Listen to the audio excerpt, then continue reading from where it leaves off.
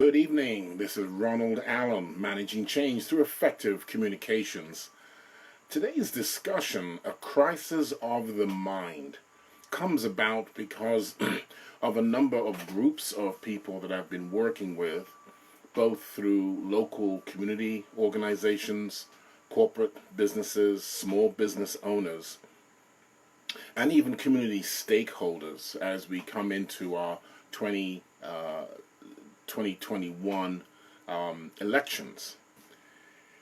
And a lot of the miscommunication seems to be around what is really going on in America with this incredible, diverse, almost a very abusive, diverse perspective of one group over another, the meaning of one's life.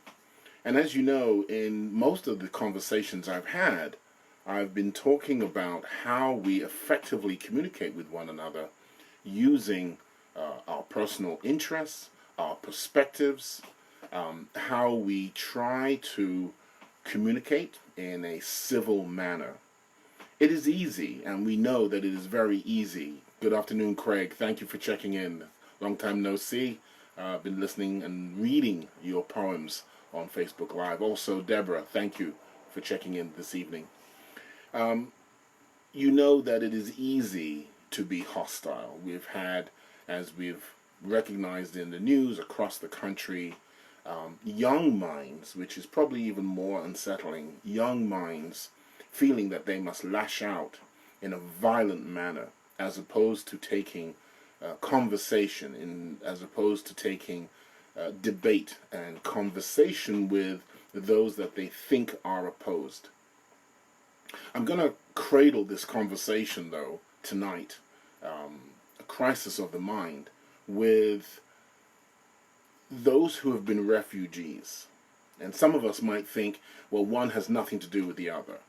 When we look a little deeper, as that's the point, when we delve a little deeper into one another's perspectives, one another's concerns, one another's needs, we do find that there's more of a commonality. And that's really what we drive at managing change through effective communications.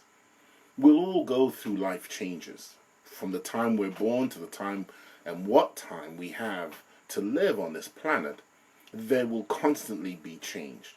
And what we've identified by reading and researching and speaking with refugees, immigrants, migrant workers, those, even our ancestors, and I ask you to respectfully look back into your own family as they moved and had to migrate, had to seek life elsewhere.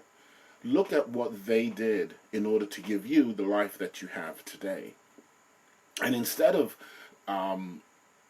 showing, shall we say, a lack of maturity, a lack of understanding of how life actually works, and then using violence against other people, I'm going to ask you to take a moment and just think, what would I do if I had to do what my ancestors did in order to give me the lifestyle I have today?